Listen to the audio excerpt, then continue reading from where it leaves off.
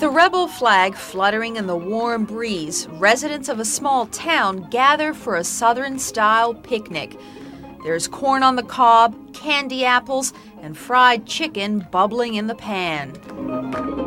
Men kick up their heels while pretty young belles look on. This is the Deep South, the really Deep South, southern Brazil to be exact. And these people are the descendants of rebel soldiers who fled the United States after the Confederacy lost the Civil War.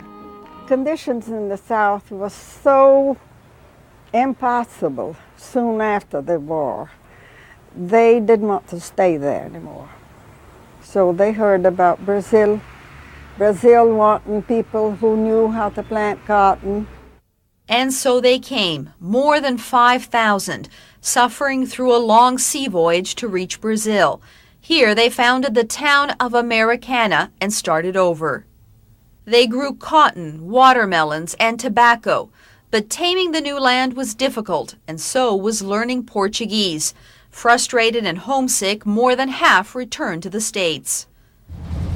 The descendants of those who stayed turned Americana into a thriving agricultural community, and once a year they celebrate their rebel heritage.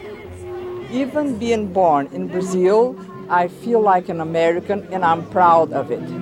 Unlike their parents and grandparents, most young people here speak no English and have never set foot in the United States, but they still feel connected to their American ancestors. Dressing up like my great-grandmother and reliving the past makes me appreciate where I came from, says Laura Daniel. But beyond the costumes and the music, the greatest reminder of the past sits just a few meters away from the picnic grounds. The money raised at the annual Americana picnic goes toward the upkeep of this cemetery. It is here where almost 500 Civil War veterans and their descendants are buried. People with names like Baird, Miller, and McKnight. I think our ancestors would be happy to see how we've kept the Confederate spirit alive. Like the United States, Brazil is a huge melting pot where most immigrants are quickly assimilated. The pride the people of Americana take in their heritage is reflected in the fact that after more than a century in this land of samba and bossa nova, they're still whistling Dixie.